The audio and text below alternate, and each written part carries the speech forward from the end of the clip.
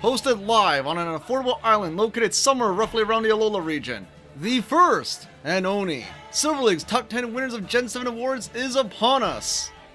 And in the lead up to this monumentous event, we'll be taking a look at the 4 nominees who will be fighting for the prestigious honor of being the absolute biggest winner of Gen 7. Who will walk away with the Golden Cosmome Award? Well, let's check out the nominees.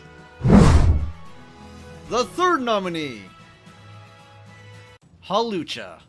Oh, Hawlucha. When you first debuted in Gen 6, fate wasn't overly cruel to you, but you did get shafted just a little bit. You had some pretty handy abilities, as well as an interesting signature move in the form of Flying Press. A move that calculates both flying and fighting damage. Pretty neat.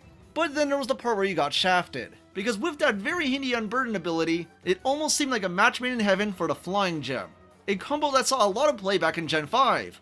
However, Gen 6 had different plans for the gems, in that it basically took all of them except normal gem away, which was strange, but nevertheless, you didn't have access to the very thing that would have made you actually a very handy and somewhat fearsome Pokemon.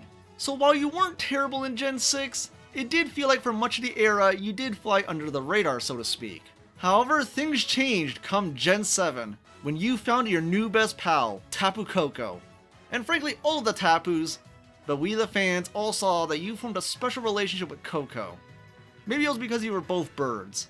Maybe it was because you offered something that Tapu Koko lacked, that physical strength. He had an ability that would trigger your own, allowing you to consume the ever-handy Electric Seed, and you would get that surge in power that made you a champ.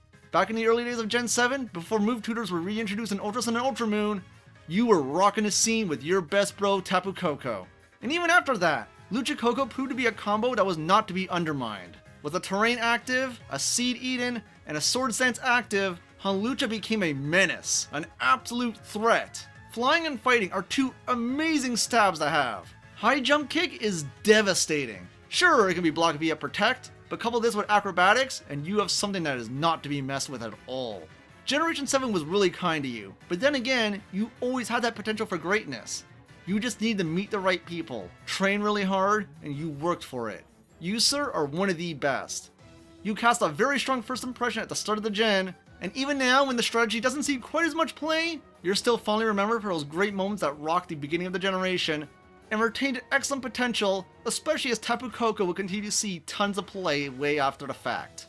But generally speaking, all the Tapus had a fond respect for Hawlucha. He came in from the Kalos region, learned the customs, respected their traditions, and he got stronger. He applied himself, he trained hard, he didn't give up on what made him who he was, and in that respect for tradition, while also learning to improve himself and grow, Hawlucha, my friend, you're an all-star who deserves all the praise in the Hawlucha region. And for that reason, you're a nominee for one of the biggest winners of Gen 7.